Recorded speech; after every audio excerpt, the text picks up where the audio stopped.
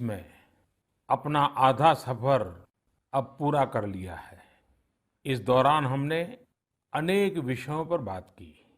स्वाभाविक है कि जो वैश्विक महामारी आई, मानव जाति पर जो संकट आया, उस पर हमारी बातचीत कुछ ज्यादा ही रही। लेकिन इन दिनों मैं देख रहा हूं, लगातार लोगों में एक विषय पर चर्चा हो रही है कि आखिर ये साल कब बीतेगा। कोई किसी को फोन भी कर रहा है तो बातचीत इसी विषय से शुरू हो रही है। ये साल जल्दी क्यों नहीं बीत रहा। कोई लिख रहा है, दोस्तों से बात कर रहा है, कह रहा है कि ये साल अच्छा नहीं है। कोई कह रहा है 2020 शुभ नहीं है। बस लोग यही चाहते हैं कि किसी भी तरह से ये साल जल्द से जल्द बीत जाए। साथियों, कभी कभी मैं सोचता हूं कि ऐसा क्यों हो रहा है। हो सकता है ऐसी बातचीत के कुछ कारण भी हो। 6-7 महीना पहले ये हम कहाँ जानते थे कि कोरोना जैसा संकट आएगा और इसके खिलाफ ये लड़ाई इतनी लंबी चलेगी। ये संकट तो बना ही हुआ है, ऊपर से देश में नित नई चुनौतियां सामने आती जा रही हैं। अभी कुछ दिन पहले देश के पूर्वी छोर पर साइक्लोन अम्फान आया, तो पश्चिमी छोर पर साइक्लोन निसर्ग आया। कितने ही राज्यों में हमारे किसान भाई बहन टिड्डी दल के हमले से परेशान है, और कुछ नहीं तो देश के कई हिस्सों में छोटे छोटे भूकंप रुकने का ही नाम नहीं ले रहे हैं। और इन सब के बीच हमारे कुछ पड़ोसियों द्वारा जो हो रहा है, देश उन चुनौतियों से भी निपट रहा है। वाकई एक साथ इतनी आपदाएं, इस स्तर की आपदाएं बहुत कम ही देखने सुनने को मिलती है। हालात तो ये हो गई हैं कि कोई छोटी छोटी घटना भी हो रही है तो लोग उन्हें भी इन चुनौतियों के साथ जोड़ करके देख रहे हैं। साथियों, मुश्किलें आती है, संकट आते हैं, लेकिन सवाल यही है कि क्या इन आपदाओं की वजह से हमें साल 2020 को खराब मान लेना चाहिए। क्या पहले के 6 महीने जैसे बीते उसकी वजह से ये मान लेना कि पूरी साल ही ऐसा है, क्या ये सोचना सही है? जी नहीं, मेरे प्यारे देशवासियों, बिल्कुल नहीं। एक साल में एक चुनौती आए या 50 चुनौतियां आए, नंबर कम ज्यादा होने से वो साल खराब नहीं हो जाता। भारत का इतिहास ही आपदाओं और चुनौतियों पर जीत हासिल कर और ज्यादा निखर कर निकलने का रहा है। सैकड़ों वर्षों तक अलग अलग आक्रांताओं ने भारत पर हमला किया, उसे संकटों में डाला। लोगों को लगता था कि भारत की संरचना ही नष्ट हो जाएगी, भारत की संस्कृति ही समाप्त हो जाएगी। लेकिन इन संकटों से भारत और भी भव्य होकर सामने आया। साथियों, हमारे यहाँ कहा जाता है, सृजन शाश्वत है, सृजन निरंतर है। मुझे गीत की कुछ पंक्तियां याद आ रही हैं। यह कल कल छल छल बहती, क्या कहती गंगा धारा। यह कल कल छल छल बहती, क्या कहती गंगा धारा। युग युग से बहता आता, यह पुण्य प्रवाह हमारा। उसी गीत में आगे आता है, क्या उसको रोक सकेंगे, मिटने वाले मिट जाएं। कंकड़ पत्थर की हस्ती, कंकड़ पत्थर की हस्ती, क्या बाधा बनकर आए। भारत में भी जहां एक तरफ बड़े बड़े संकट आते गए, वहीं सभी बाधाओं को दूर करते हुए अनेकों अनेक सृजन भी हुए। नए साहित्य रचे गए, नए अनुसंधान हुए, नए सिद्धांत गढ़े गए। यानी संकट के दौरान भी हर क्षेत्र में सृजन की प्रक्रिया जारी रही और हमारी संस्कृति पुष्पित पल्लवित होती रही। देश आगे बढ़ता ही रहा। भारत ने हमेशा संकटों को सफलता की सीढ़ियों में परिवर्तित किया है। इसी भावना के साथ हमें आज भी इन सारे संकटों के बीच आगे बढ़ते ही रहना है। आप भी इसी विचार से आगे बढ़ेंगे, 130 करोड़ देशवासी आगे बढ़ेंगे, तो यही साल देश के लिए नए कीर्तिमान बनाने वाला साल साबित होगा। इसी साल में देश नए लक्ष्य प्राप्त करेगा, नई उड़ान भरेगा, नई ऊंचाइयों को छुएगा। मुझे पूरा विश्वास 130 करोड़ देशवासियों की शक्ति पर है, आप सब पर है, इस देश की महान परंपरा पर है। मेरे प्यारे देशवासियों, संकट चाहे जितना भी बड़ा हो, भारत के संस्कार निस्वार्थ भाव से सेवा की प्रेरणा देते हैं। भारत ने जिस तरह मुश्किल समय में दुनिया की मदद की, उसने आज शांति और विकास में भारत की भूमिका को और मजबूत किया है।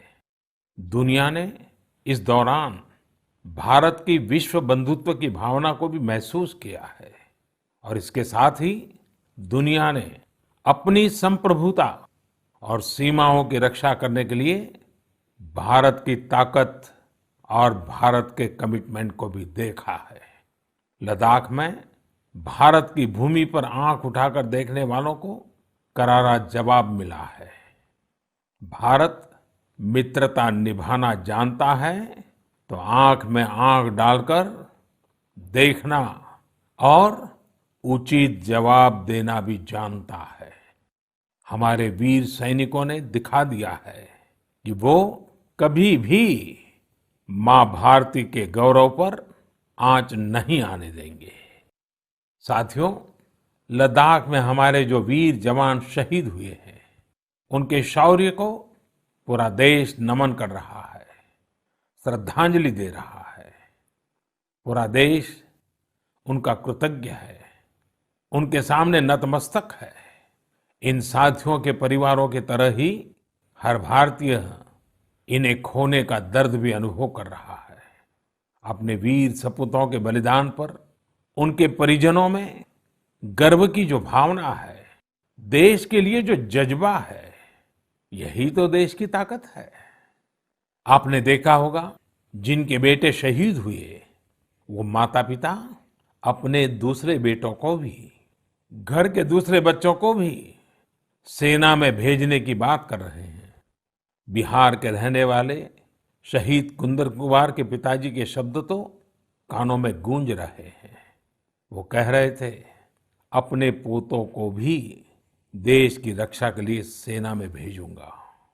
यही हौसला हर शहीद के परिवार का है। वास्तव में इन परिजनों का त्याग पूजनीय है। भारत माता की रक्षा के जिस संकल्प से हमारे जवानों ने बलिदान दिया है, उसी संकल्प को हमें भी जीवन का ध्येय बनाना है, हर देशवासी को बनाना है। हमारा हर प्रयास इसी दिशा में होना चाहिए, जिससे सीमाओं की रक्षा के लिए देश की ताकत बढ़े, देश और अधिक सक्षम बने, देश आत्मनिर्भर बने। यही हमारे शहीदों को सच्ची श्रद्धांजलि भी होगी।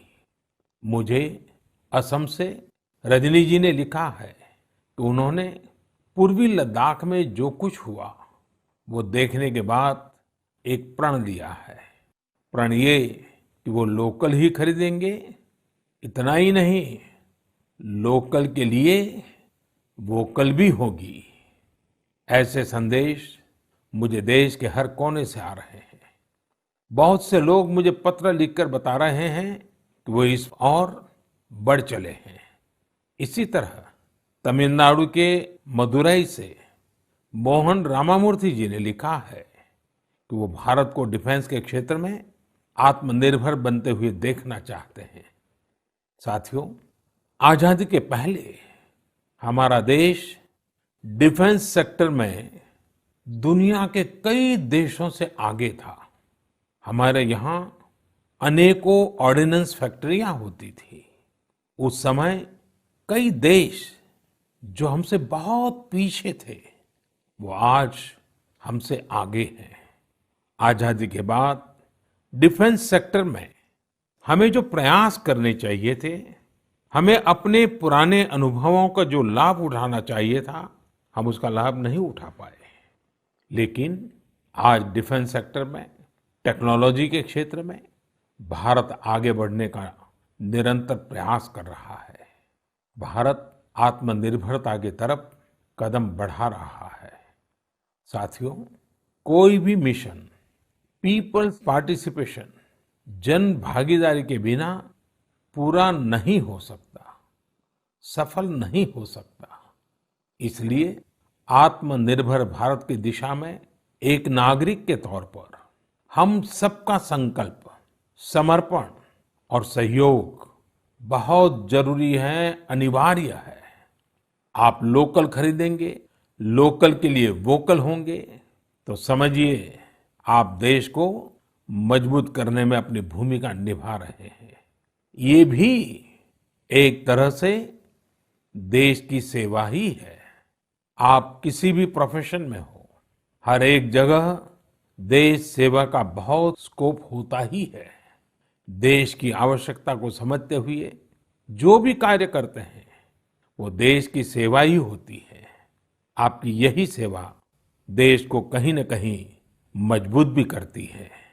और हमें ये भी याद रखना है, हमारा देश जितना मजबूत होगा, दुनिया में शांति की संभावनाएं भी उतनी ही मजबूत होगी।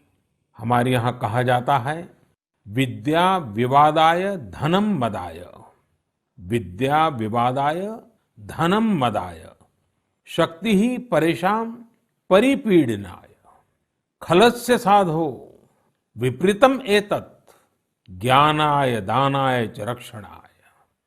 अर्थात अगर स्वभाव से दुष्ट है तो विद्या का प्रयोग व्यक्ति विवाद में, धन का प्रयोग घमंड में और ताकत का प्रयोग दूसरों को तकलीफ देने में करता है। लेकिन सज्जन की विद्या ज्ञान के लिए, धन मदद के लिए और ताकत रक्षा करने के लिए इस्तेमाल होती है। भारत ने अपनी ताकत हमेशा इसी भावना के साथ इस्तेमाल की है। भारत का संकल्प है भारत के स्वाभिमान और संप्रभुता की रक्षा। भारत का लक्ष्य है आत्मनिर्भर भारत। भारत की परंपरा है भरोसा, मित्रता। भारत का भाव है बंधुता। हम इन्हीं आदर्शों के साथ आगे बढ़ते रहेंगे। मेरे प्यारे देशवासियों, कोरोना के संकट काल में देश लॉकडाउन से बाहर निकल आया है। अब हम अनलॉक के दौर में हैं। अनलॉक के इस समय में दो बातों पर बहुत फोकस करना है: कोरोना को हराना और अर्थव्यवस्था को मजबूत बनाना, उसे ताकत देना। साथियों, लॉकडाउन से ज्यादा सतर्कता हमें अनलॉक के दौरान बरतनी है। आपकी सतर्कता ही आपको कोरोना से बचाएगी। इस बात को हमेशा याद रखिए कि अगर आप मास्क नहीं पहनते हैं, 2 गज की दूरी का पालन नहीं करते हैं या फिर दूसरी जरूरी सावधानियां नहीं बरतते हैं, तो आप अपने साथ साथ दूसरों को भी जोखिम में डाल रहे हैं। खास तौर पर घर के बच्चों और बुजुर्गों को। इसीलिए सभी देशवासियों से मेरा निवेदन है, और ये निवेदन मैं बार बार करता हूं, और मेरा निवेदन है कि आप लापरवाही मत बरतिए। अपना भी ख्याल रखिए और दूसरों का भी। साथियों, अनलॉक के दौर में बहुत सी ऐसी चीजें भी अनलॉक हो रही हैं जिनमें भारत दशकों से बंधा हुआ था। वर्षों से हमारा माइनिंग सेक्टर लॉकडाउन में था। कॉमर्शियल ऑक्शन को मंजूरी देने के एक निर्णय ने स्थिति को पूरी तरह से बदल दिया है। कुछ ही दिन पहले स्पेस सेक्टर में ऐतिहासिक सुधार किए गए। उन सुधारों के जरिए वर्षों से लॉकडाउन में जकड़े इस सेक्टर को आजादी मिली। इससे आत्मनिर्भर भारत के अभियान को न केवल गति मिलेगी, बल्कि देश टेक्नोलॉजी में भी एडवांस बनेगा। अपने कृषि क्षेत्र को देखें तो इस सेक्टर में भी बहुत सारी चीजें दशकों से लॉकडाउन में फंसी थी। इस सेक्टर को भी अब अनलॉक कर दिया गया है। इससे जहां एक तरफ किसानों को अपनी फसल कहीं पर भी किसी को भी बेचने की आजादी मिली है, वहीं दूसरी तरफ उन्हें अधिक ऋण मिलना भी सुनिश्चित हुआ है। ऐसे अनेक क्षेत्र हैं जहां हमारा देश इन सब संकटों के बीच ऐतिहासिक निर्णय लेकर विकास के नए रास्ते खोल रहा है। मेरे प्यारे देशवासियों, हर महीने हम ऐसी खबरें पढ़ते और देखते हैं जो हमें भावुक कर देती हैं। यह हमें इस बात का स्मरण कराती है कि कैसे हर भारतीय एक दूसरे की मदद के लिए तत्पर है। वह जो कुछ भी कर सकता है उसे करने में जुटा है। अरुणाचल प्रदेश की एक ऐसी ही प्रेरक कहानी मुझे मीडिया में पढ़ने को मिली।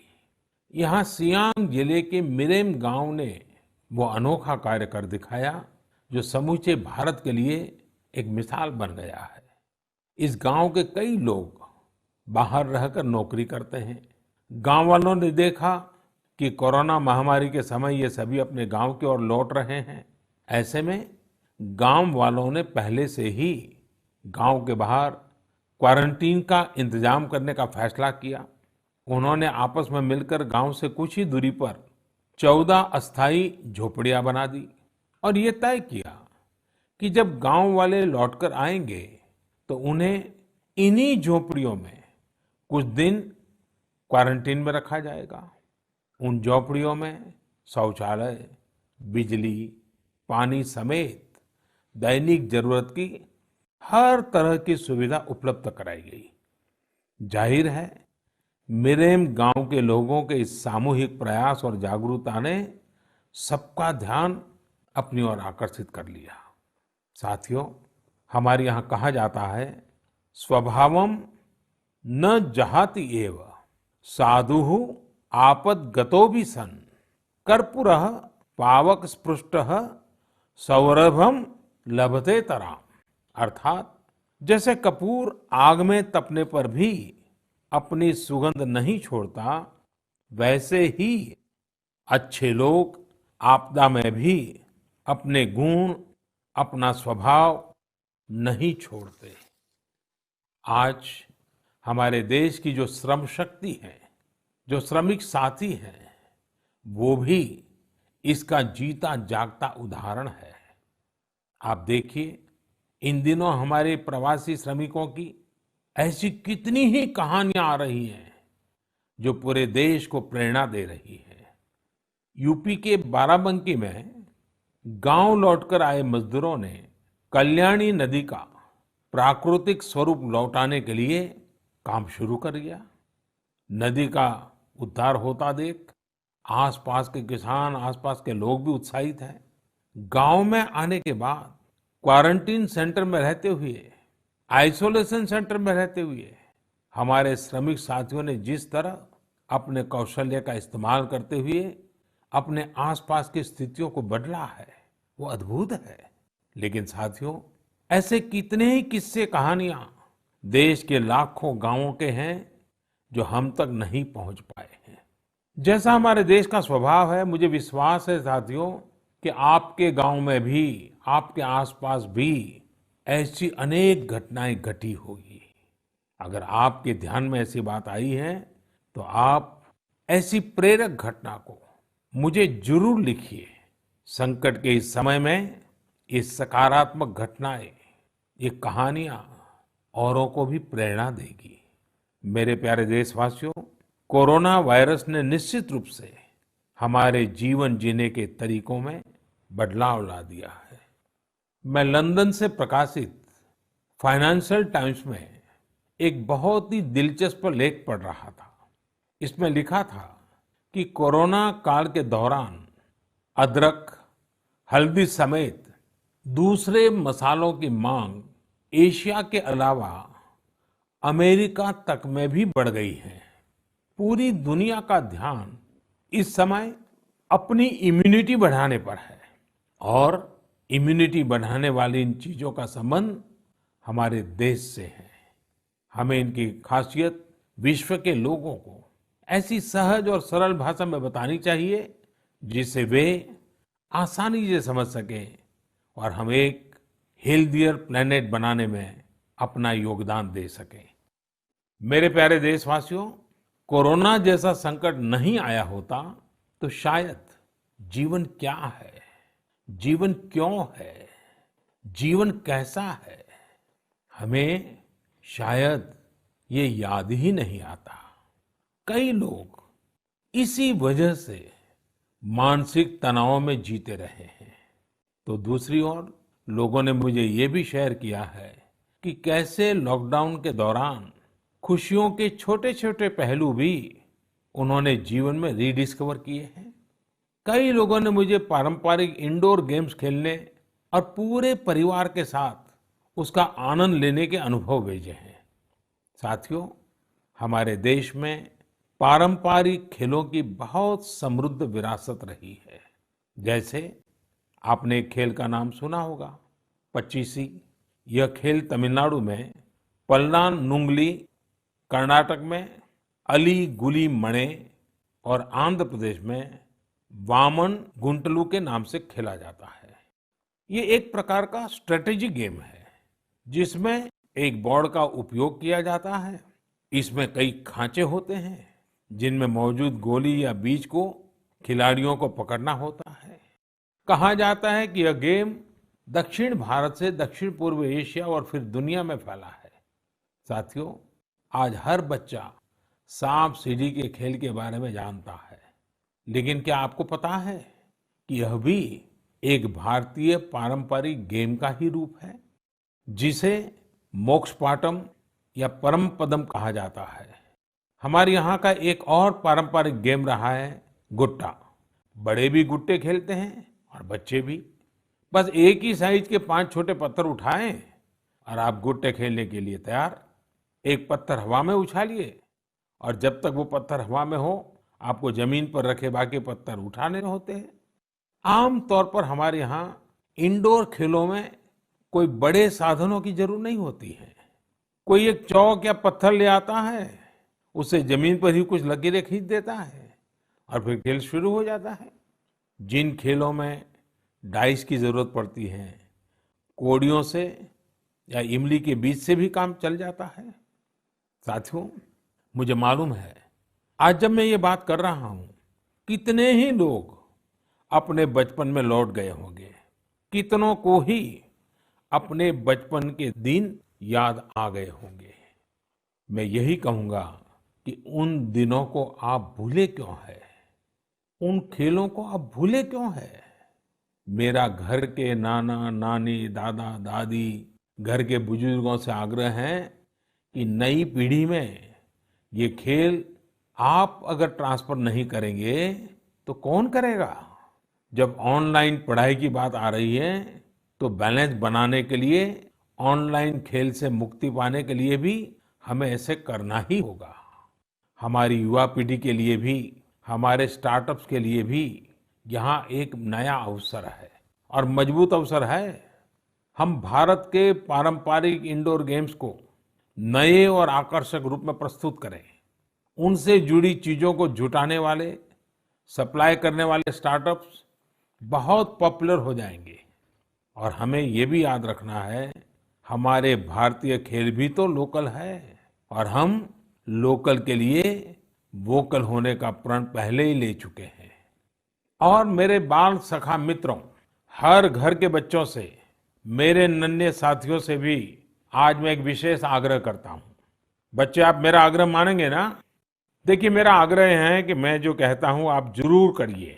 एक काम करिए, जब थोड़ा समय मिले तो माता पिता से पूछकर मोबाइल उठाइए और अपने दादा दादी, नाना नानी या घर में जो भी बुजुर्ग हैं उनका इंटरव्यू रिकॉर्ड कीजिए। अपने मोबाइल फोन में रिकॉर्ड करिए। जैसे आपने टीवी पर देखा होगा ना, कैसे पत्रकार इंटरव्यू करते हैं, बस वैसा ही इंटरव्यू आप कीजिए और आप उनसे सवाल क्या करेंगे, मैं आपको सुझाव देता हूँ। आप उनसे जरूर पूछिए कि वो बचपन में उनका रहन-सहन कैसा था, वो कौन से खेल खेलते थे, कभी नाटक देखने जाते थे, सिनेमा देखने जाते थे, कभी छुट्टियों में मामा के घर जाते थे, कभी खेत खलिहान में जाते थे, त्योहार कैसे मनाते थे। बहुत सी बातें आप उनको पूछ सकते हैं। उनको भी 40-50 साल, 60 साल पुरानी अपनी जिंदगी में जाना बहुत आनंद देगा। और आपके लिए 40-50 साल पहले का हिंदुस्तान कैसा था, आप जहाँ रहते हैं वो इलाका कैसा था, वहाँ परिसर कैसा था, लोगों के तौर तरीके क्या थे, सब चीजें बहुत आसानी से आपको सीखने को मिलेगी, जानने को मिलेगी। और आप देखिए आपको बहुत मजा आएगा। और परिवार के लिए एक बहुत ही अमूल्य खजाना, एक अच्छा वीडियो एल्बम भी बन जाएगा। साथियों, ये सत्य है कि आत्मकथा या जीवनी, ऑटोबायोग्राफी या बायोग्राफी, इतिहास की सच्चाई के निकट जाने के लिए बहुत ही उपयोगी माध्यम होती है। आप भी अपने बड़े बुजुर्गों से बातें करेंगे तो उनके समय की बातों को, उनके बचपन, उनके युवा काल की बातों को और आसानी से समझ पाएंगे। ये बेहतरीन मौका है कि बुजुर्ग भी अपने बचपन के बारे में, उस दौर के बारे में अपने घर के बच्चों को बताएं। साथियों, देश के एक बड़े हिस्से में अब मानसून पहुंच चुका है। इस बार बारिश को लेकर मौसम विज्ञानी भी बहुत उत्साहित हैं, बहुत उम्मीद जता रहा है। बारिश अच्छी होगी तो हमारे किसानों की फसलें अच्छी होगी, वातावरण भी हरा भरा होगा। बारिश के मौसम में प्रकृति भी जैसे खुद को रिजुवेनेट कर लेती है। मानव प्राकृतिक संसाधनों का जितना दोहन करता है, प्रकृति एक तरह से बारिश के समय उनकी भरपाई करती है, रिफिलिंग करती है। लेकिन ये रिफिलिंग तभी हो सकती है जब हम भी इसमें अपनी धरती माँ का साथ दें, अपना दायित्व निभाएं। हमारे द्वारा किया गया थोड़ा सा प्रयास प्रकृति को, पर्यावरण को बहुत मदद करता है। हमारे कई देशवासी तो इसमें बहुत बड़ा काम कर रहे हैं। कर्नाटक के मंडावली में एक 80-85 साल के बुजुर्ग हैं कामेगौड़ा जी। कामेगौड़ा जी एक साधारण किसान है, लेकिन उनका व्यक्तित्व बहुत असाधारण है। उन्होंने एक ऐसा काम किया है कि कोई भी आश्चर्य में पड़ जाएगा। 80-85 साल के कामेगौड़ा जी अपने जानवरों को चराते हैं, लेकिन साथ साथ उन्होंने अपने क्षेत्र में नए तालाब बनाने का भी बीड़ा उठाया हुआ है। वे अपने इलाके में पानी की समस्याओं को दूर करना चाहते हैं, इसलिए जल संरक्षण के काम में छोटे छोटे तालाब बनाने के काम में जुटे हैं। आप हैरान होंगे कि 80-85 वर्ष के कामेगौड़ा जी अब तक 16 तालाब खोद चुके हैं, अपनी मेहनत से, अपने परिश्रम से। हो सकता है कि जो तालाब उन्होंने बनाए वो बहुत बड़े ना हो, लेकिन उनका ये प्रयास बहुत बड़ा है। आज पूरे इलाके को इन तालाबों से एक नया जीवन मिला है। साथियों, गुजरात के वडोदरा का भी एक उदाहरण बहुत प्रेरक है। यहाँ जिला प्रशासन और स्थानीय लोगों ने मिलकर एक दिलचस्प मुहिम चलाई। इस मुहिम की वजह से आज वडोदरा में 1000 स्कूलों में रेन वाटर हार्वेस्टिंग होने लगी है। एक अनुमान है कि इस वजह से हर साल औसतन करीब 10 करोड़ लीटर पानी बेकार बह जाने से बचाया जा रहा है। साथियों, इस बरसात में प्रकृति की रक्षा के लिए, पर्यावरण की रक्षा के लिए हमें भी कुछ इसी तरह सोचने की, कुछ करने की पहल करनी चाहिए। जैसे कई स्थानों पर गणेश चतुर्थी को लेकर तैयारियां शुरू होने जा रही होगी। क्या इस बार हम प्रयास कर सकते हैं कि इको फ्रेंडली गणेश जी की प्रतिमाएं बनाएंगे और उन्हीं का पूजन करेंगे? क्या हम ऐसी प्रतिमाओं के पूजन से बच सकते हैं जो नदी तालाबों में विसर्जित किए जाने के बाद जल के लिए, जल में रहने वाले जीव जंतुओं के लिए संकट बन जाती है? मुझे विश्वास है आप ऐसा जरूर करेंगे। और इन सब बातों के बीच हमें ये भी ध्यान रखना है कि मानसून के सीजन में कई बीमारियां भी आती हैं। कोरोना काल में हमें इनसे भी बचकर रहना है। आयुर्वेदिक औषधियां, काढ़ा, गर्म पानी, इन सब का इस्तेमाल करते रहिए, स्वस्थ रहिए। मेरे प्यारे देशवासियों, आज 28 जून को भारत अपने एक भूतपूर्व प्रधानमंत्री को श्रद्धांजलि दे रहा है, जिन्होंने एक नाजुक दौर में देश का नेतृत्व किया। हमारे ये पूर्व प्रधानमंत्री श्री पीवी नरसिम्हा राव जी की आज जन्म शताब्दी वर्ष की शुरुआत का दिन है। जब हम पीवी नरसिम्हा राव जी के बारे में बात करते हैं तो स्वाभाविक रूप से राजनेता के रूप में उनकी छवि हमारे सामने उभरती है। लेकिन ये भी सच्चाई है कि वो अनेक भाषाओं को जानते थे, भारतीय एवं विदेशी भाषाएं बोल लेते थे। वे एक और भारतीय मूल्यों में रचे बसे थे तो दूसरी ओर उन्हें पाश्चात्य साहित्य और विज्ञान का भी ज्ञान था। वे भारत के सबसे अनुभवी नेताओं में से एक थे। लेकिन उनके जीवन का एक और पहलू भी है और वो उल्लेखनीय है, हमें जानना भी चाहिए। साथियों, नरसिम्हा राव जी अपनी किशोरावस्था में ही स्वतंत्रता आंदोलन में शामिल हो गए थे। जब हैदराबाद के निजाम ने वंदे मातरम गाने की अनुमति देने से इनकार कर दिया था, तब उनके खिलाफ आंदोलन में उन्होंने भी सक्रिय रूप से हिस्सा लिया था। उस समय उनकी उम्र सिर्फ 17 साल थी। छोटी उम्र से ही श्रीमान नरसिम्हा राव अन्याय के खिलाफ आवाज उठाने में आगे थे। अपनी आवाज बुलंद करने में कोई कोर कसर बाकी नहीं छोड़ते थे। नरसिम्हा राव जी इतिहास को भी बहुत अच्छी तरह समझते थे।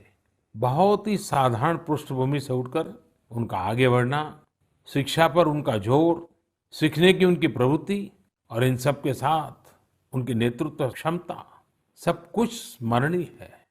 मेरा आग्रह है कि नरसिम्हा राव जी के जन्म शताब्दी वर्ष में हम सभी लोग उनके जीवन और विचारों के बारे में ज्यादा से ज्यादा जानने का प्रयास करें। मैं एक बार फिर उन्हें अपनी श्रद्धांजलि अर्पित करता हूं। मेरे प्यारे देशवासियों, इस बार मन की बात में कई विषयों पर बात हुई। अगली बार जब हम मिलेंगे तो कुछ और नए विषयों पर बात होगी। आप अपने संदेश, अपने इनोवेटिव आइडियाज मुझे जरूर भेजते रहिए। हम सब मिलकर आगे बढ़ेंगे और आने वाले दिन और भी सकारात्मक होंगे। जैसा कि मैंने आज शुरू में कहा, हम इसी साल यानी 2020 में ही बेहतर करेंगे, आगे बढ़ेंगे और देश भी नई ऊंचाइयों को छुएगा।